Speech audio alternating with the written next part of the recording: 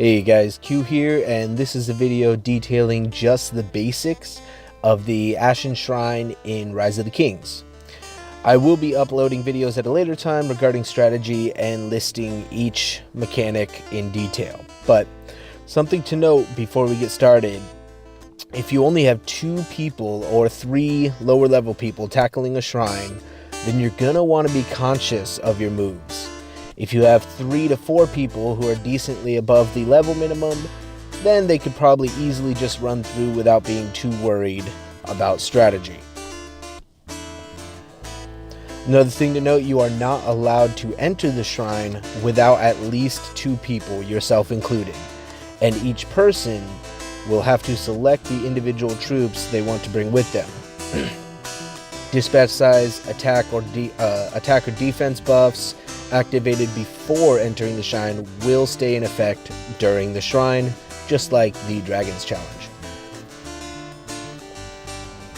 Regarding leaving the shrine, if one of your members gets disconnected or navigates away from the shrine, a message will display as either away or disconnected on their avatar. This person can rejoin at any time and continue to get the rewards. However, if all members of your party navigate away from the shrine at the same time, your entire team will be kicked out of the shrine and your chance to enter will be credited back to you. Now let's talk about layout. Each shrine and difficulty has 10 levels. Each odd level has chests, monsters, buffs, and traps. Each even level has a boss and an exit portal. To progress through the shrine, you will have to find the exit portal on the odd number levels, then beat the boss on the even numbered level, then proceed to the exit portal on that same level.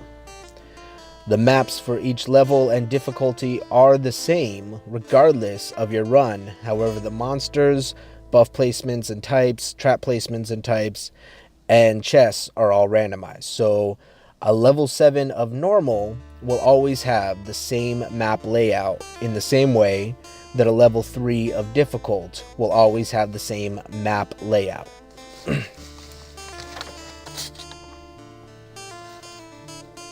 The next thing I want to mention is rewards. Throughout the Ashen Shrine, all rewards are shared between all participants regardless of chests, monster kills, boss kills, or resource buffs. So all participants alive at the end will get the same rewards.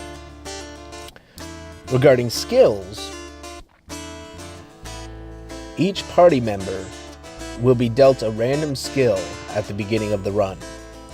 Usually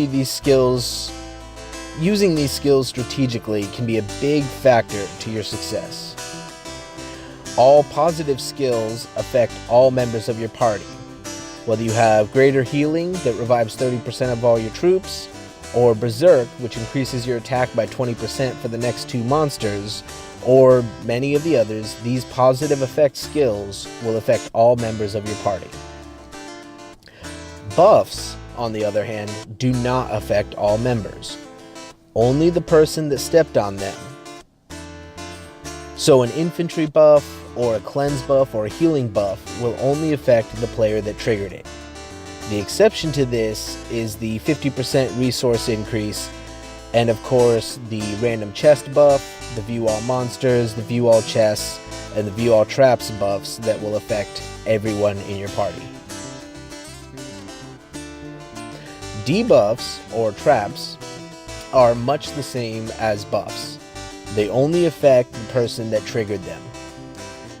Debuffs can also be dealt from certain monsters and bosses. If you see a notification that an enemy has dealt a crippling attack or a detonation or anything of that nature, that means they have dealt a debuff to you. The only exception to this I have found is the fog reset / random teleport trap, which of course affects all your members. Buffs and debuffs only last until you defeat the next boss.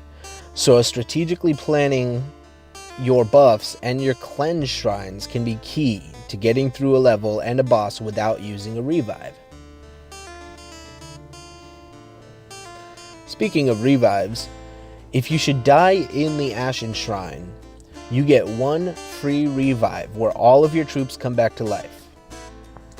If you should die again, it will cost you 50 gems to revive, and I've never died more than twice, but I would assume it goes up by 50 each time, possibly it doubles each time.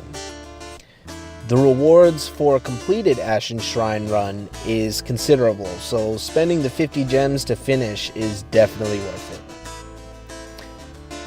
And that's it for the basics. If you want to see more about the Ashen Shrine as I upload them, make sure to subscribe and feel free to complain about my videos down below. If the criticism is constructive, I will certainly take it under advisement. But until next time, I'm the Strategic Gamer, and I hope it helps.